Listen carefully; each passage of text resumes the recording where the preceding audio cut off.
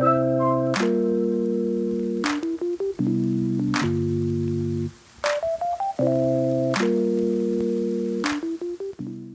guys, so getting right into the first meal, I went ahead and started my rice. This is my first time using this rice and I was pleasantly surprised. Go ahead and cut your bell peppers in half. One half will be for the rice bowls and the other half will be for the stuffed peppers.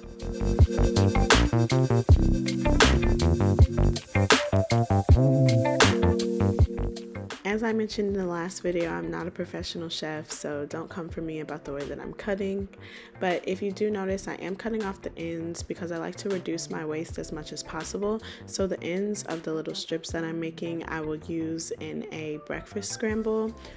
Yeah, so just make sure that you utilize as much of the vegetables as you can, so that way you're not creating a whole bunch of waste.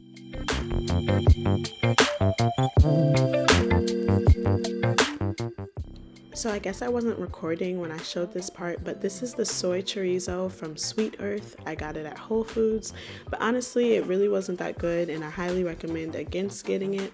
And if you're new to the vegetarian world and meat replacements, just know that it's not meat. Although it can look kind of similar, it's not going to be meat. And so just be very careful about which brands you buy and do your research before you get them, because like I said, this one wasn't that good.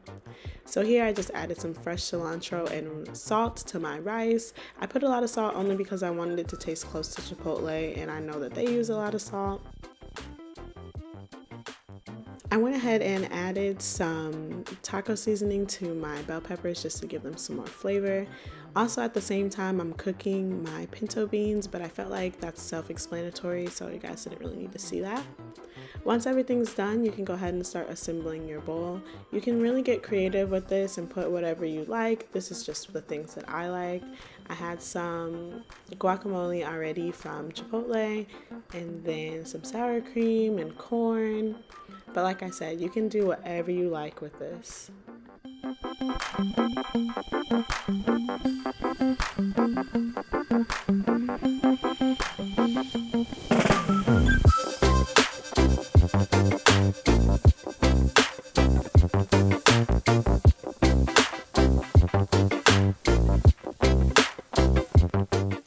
So this is how this meal came out. I demolished the entire thing. Even though it looks like a lot, I really ate all of that. Besides the soy chorizo, like I mentioned, it wasn't that good.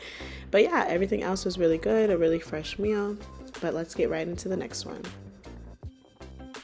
So first I steam my bell peppers just to get them a little bit softer so that they don't have to cook in the oven for so long. But you can definitely skip this step, especially if you like your bell peppers to be a little bit crunchy, but I like mine to be soft.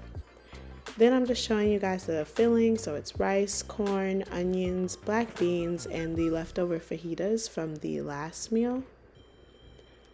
You want to cook them or steam them until they're a little bit welted and you can just tell that they're soft. Once you've put your filling, I added cheese and some pickled jalapenos. So yes, I know that was really fast, but I cooked them in the oven at about 375 for 15 minutes and let them broil on high for about 2 additional minutes, and this is how it came out. Getting into the last meal, you're gonna start with some cauliflower and chickpeas completely rinsed. Season them how you please. I use onion powder, garlic powder, Cajun seasoning. Then I douse them in a whole lot of hot sauce and ranch. Thinking back to this meal, I didn't really need to use the chickpeas. I could have just done cauliflower. But now I'm just chopping up some red onion to go on top while I put the cauliflower and chickpeas in the oven at about 350 for 20 or so minutes, just until they got really crunchy. Alright, so we're plating now. I'm adding some red onions and some goat cheese. Please don't mind that very brown avocado. It tasted perfectly fine. It just doesn't look that great. But yes, in the future, I would only use cauliflower just because I like the crunchy texture of it. But you can also add like a crushed up hard taco or a tostada to add some more crunch to it.